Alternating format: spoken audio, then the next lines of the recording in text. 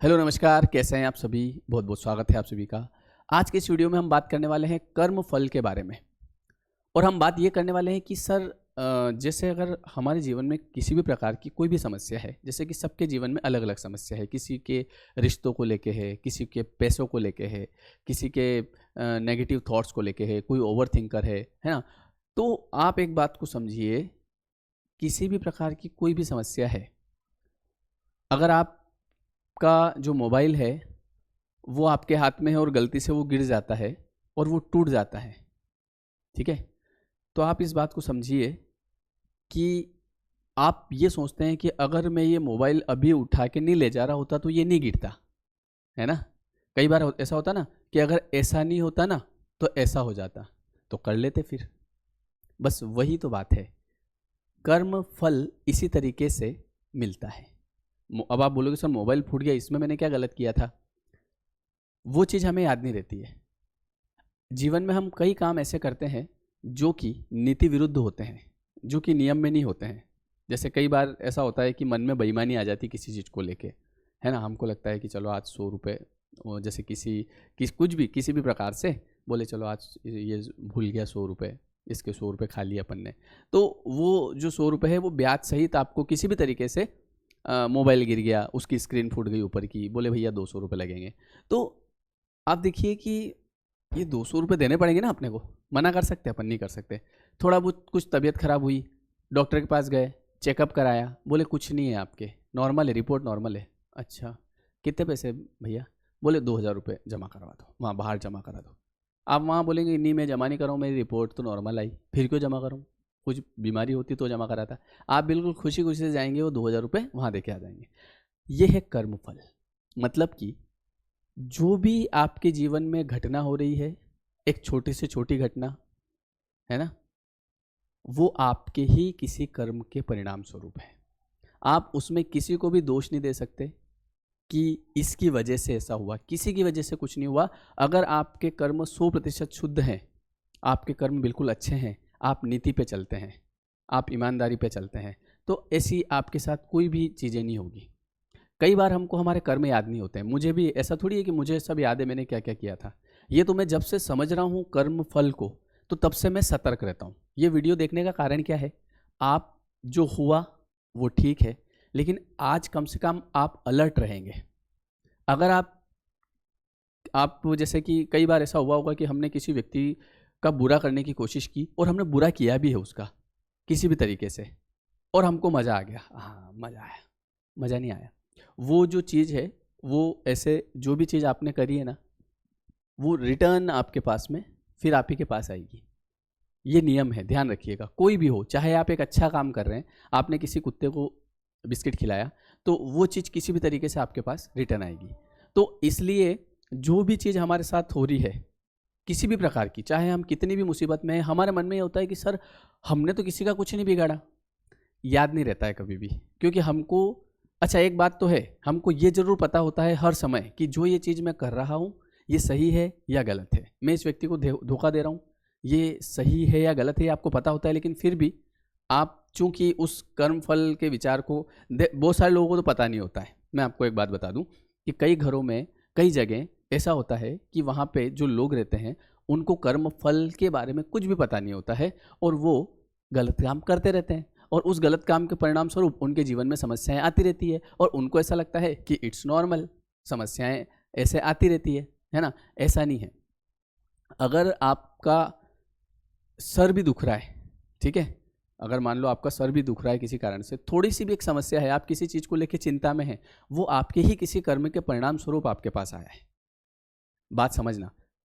कई बार अगर आपको विश्वास नहीं हो तो मैं आपको बता दूं कि ऐसे कई घरों में मैंने देखा कि जैसे 3 भाई रह रहे हैं फॉर एग्जाम्पल, और वो 3 भाई में वो जो 2 भाई है ना वो पैसे वाले हैं, लेकिन वो जो तीसरा भाई है, वो तीसरा भाई गरीब है। अब वो गरीब क्यों है समझना, वो जो 2 भाई है वो किसी भी तरीके से पैसा कमा रहे हैं, लेकिन वो जो तीसरा है उसके दिमाग में ये है कि नहीं मुझे नहीं चाहिए ऐसा पैसा। लेकिन उसके जो बच्चे बोलते हैं यार पापा आपने किया क्या ज़िंदगी में, मतलब वो देख लो अपने बड़े पापा जो हैं वो आज कहाँ पहुँच गए, और आज आप ईमानदारी पे रह गए, आज अपनी क्या हालत हो रही है। आप ऐसा देखा कई बार, कई जगह देखा होगा। लेकिन आप देखना, वो जो तीसरा व्यक्ति, उसे ये पता है कि जो ये बच्चे मुझे फोर्स कर रहे हैं किसी चीज़ के लिए कि तुम भी ऐसा करके बिल्डिंग बना लो, घर बना लो, लेकिन उस व्यक्ति को पता है कि नहीं चाहिए मुझे, और उस वजह से उसके घर में कलेश भी होते हैं। हो सकता है उसकी पत्नी उसे कहती हो कि क्या करोगे तुम ज़िंदगी में, देख लो वो कहाँ पहुँच गए, देख लो हम कहाँ रह गए।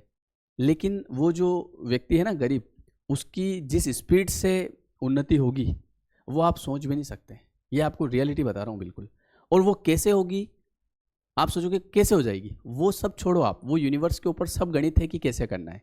हो सकता है उसका जो बच्चा है ना, जो बच्चा उससे लड़ रहा है कि क्या किया आपने मेरे लिए, तो हो सकता है कि उसे कुछ ऐसी ऐसी बिजनेस में वो जाए, या ऐसी कोई जॉब लगे, या ऐसा कुछ भी हो कि अचानक से उसकी तरक्की हो जाएगी। और उसकी तरक्की में योगदान रहेगा वो उसके पिताजी का, जिन्होंने कभी ज़िंदगी में कोई गलत काम नहीं किया। क्योंकि उनको दिमाग में था कि यार मैं भले है ना 2 रोटी कम खा लूँगा, पर ये जो मेरे भाइयों ने किया, एक एग्जाम्पल दे रहा हूँ मैं आपको, है ना, ये नहीं कर सकता मैं कभी। भले उसके लिए उसके परिवार में रोज़ कलेश हो रहे हैं, वो सुन रहा है, कोई बात नहीं, पर वो नियम पे है। इसे बोलते हैं कर्म। तो कुछ लोगों को पता होता है अच्छे से कि ये गलत कर्म है, नहीं करना है, और कुछ लोग अरे कुछ नहीं होता है, आज इंजॉय करो। आज ऐसा नहीं है, समय निकलते देर नहीं लगती। आपका अगर बुरा समय भी चल रहा है, आप नीति पे रहिए, ईमानदारी पे रहिए। ये आपको अगर आप नीति नियम पे रहेंगे, आप भगवान का नाम लेके और नीति नियम से चलेंगे, तो इस समय को आप भोग भी लेंगे, निकल भी जाएगा, लेकिन आपके जीवन में अच्छा समय आएगा, आप अगर नीति पे हैं तो।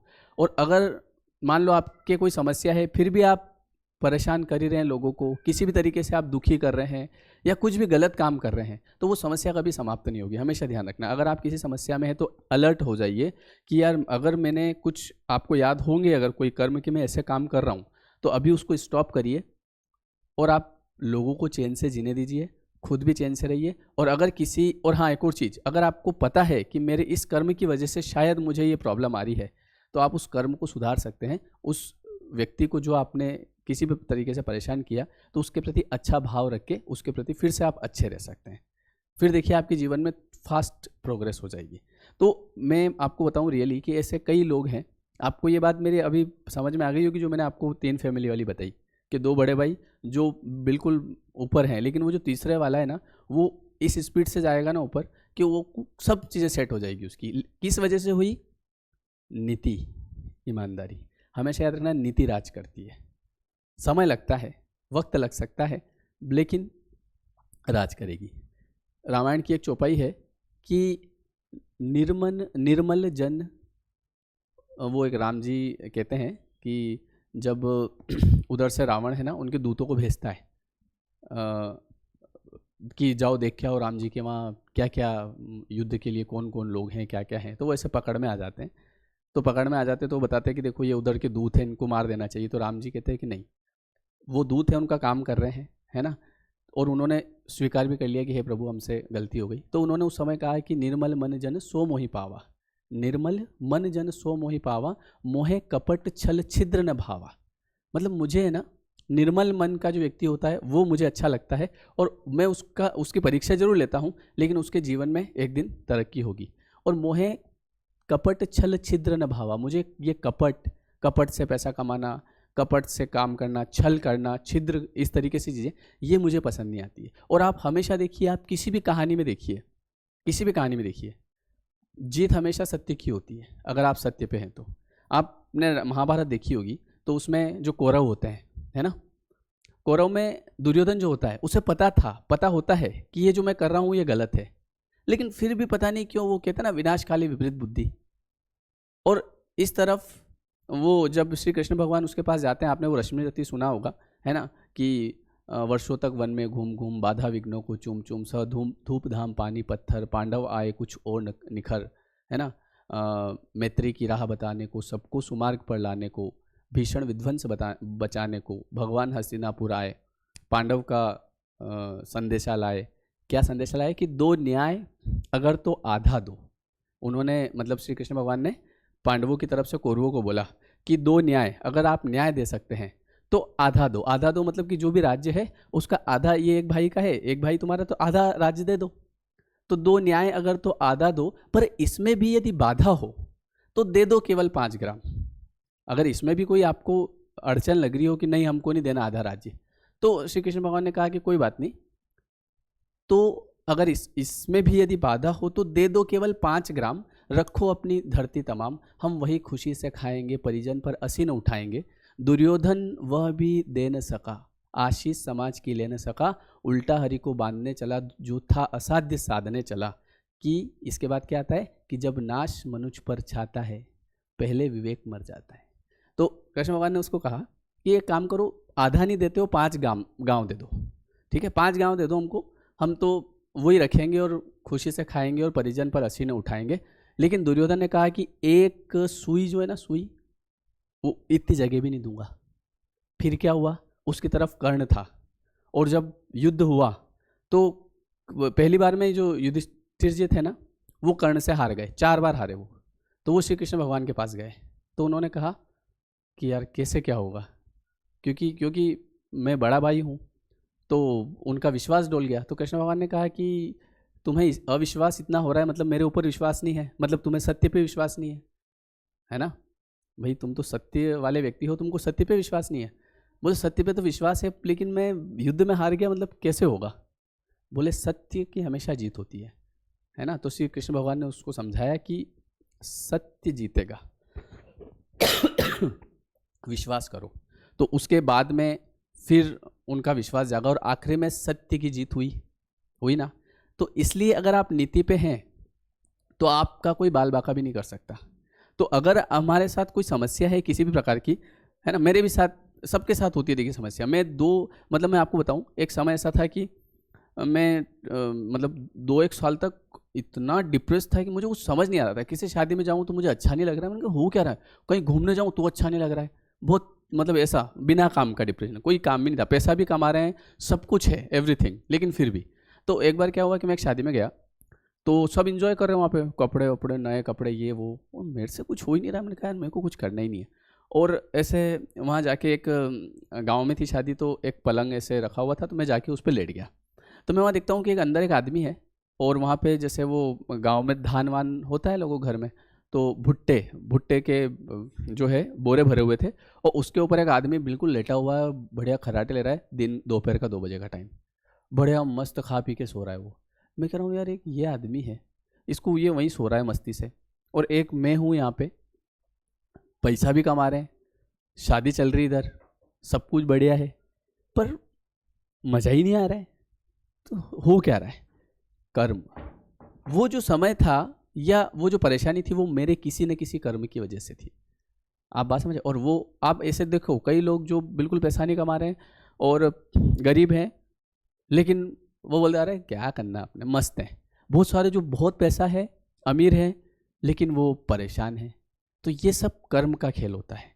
तो इसलिए अच्छे कर्म करिए, और अगर आपके साथ कोई भी समस्या है तो जो हुआ ठीक है, अभी से अलर्ट हो जाइए। आप कभी भी किसी के साथ आपको देखो, आपका अंतरात्मा ही कह देगी, आपकी अंतरात्मा ही कह देगी कि ये गलत है, नहीं करना चाहिए, तो आप उसी समय रुक जाइए, है ना। क्योंकि कई घरों में आपने देखा होगा कि हमारे मम्मी पापा या बड़े बुजुर्ग होते हैं ना, वो कहते हैं कि बेटा 2 रोटी कम खा लेना, पर अपने ऐसा काम नहीं करना, है ना, कर्जा लेके वो शौक नहीं करना।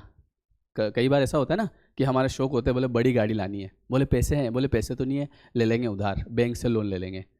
अब वो एक कहावत और है, बोले कि ऐसा ही कुछ है कि नींद बेच के, और ऐसा ही कुछ एक कहावत है ऐसे। तो कहने का मतलब ये है कि घर वाले कहते हैं कि बेटा अपने गलत काम नहीं करना यार, भले अपन 2 रोटी खाओ पर शांति की खाओ। क्योंकि उनको पता है कि सबसे बड़ी चीज़ जो है ना, वो है तनाव मुक्त होना। जो व्यक्ति तनाव मुक्त है वो शांत है, और बाकी तो आप भले कितना ही कुछ भी कर लो, पर वो शौक 1 महीना आप गाड़ी चला लोगे, फिर पता चलेगा किस्त आ गई, अब तनाव उत्पन्न होगा। वो गाड़ी भी अगर आप बेचने जाओगे तो आधी कीमत में जाएगी। तो ये ऐसी चीज़ें हैं, तो ये हमको घर वाले सिखाते हैं। तो कहने का मतलब जहाँ पे आपको लग जाए कि यार ये कर्म गलत है, मैं इस व्यक्ति को जिस तरीके से देखो, हाय बहुत ख़राब होती है। हाय कौन सी, वो नहीं कि मैं आपको ज़बरदस्ती हाय दे दूँ, जाओ तुम्हारा ऐसा हो जाएगा, ऐसा नहीं। अगर किसी व्यक्ति ने किसी व्यक्ति को बहुत ज़्यादा ही परेशान कर दिया, तो ऑटोमेटिक उसके अंदर से जो एनर्जी आती है नेगेटिव वाइब्रेशन, उसको हाई बोलते हैं, और वो आपको बर्बाद कर देगी। ये हमेशा ध्यान रखना, क्योंकि कर्म कोई सा भी हो उसका फल रिटर्न आएगा ही आएगा, चाहे वो अच्छा हो तो भी रिटर्न आएगा। भले आप एक काम करो, अभी जो है किसी कुत्ते को आप बिस्किट खिला दो, गाय को चारा खिला दो, है ना, तो ये जो आपने किया इसका कर्म आपके पास लौट के आ जाएगा। आपके साथ कुछ भी अच्छी चीज़ें हो जाएगी जो आपने सोची नहीं होगी, और आप किसी का बुरा कर दो भी जाके, आपके साथ वो चीज़ रिटर्न आ जाएगी। तो आई होप कि आपको मेरी बात समझ में आई होगी। तो हर चीज़ जो होती है वो किसी कारण से होती है, ठीक है। चलिए, आप में से किसी को कोई काउंसलिंग करवाना है पर्सनल, तो उसके लिए डिस्क्रिप्शन में नंबर दिया है, आप मुझे मैसेज कर सकते हैं, ठीक है। जो भी कोई परेशानी हो तो उसमें आपकी काउंसलिंग करूंगा मैं। और इसके अलावा आप मुझे इंस्टाग्राम पे फॉलो कर सकते हैं, @शाम मुजावदिया, डिस्क्रिप्शन में आईडी दी है। वीडियो कैसा लगा कमेंट करके बताइएगा, ताकि आगे मैं इसी प्रकार की वीडियो लाता रहूँ, ठीक है। And be alert about your Karma. Thank you everyone, thank you so much.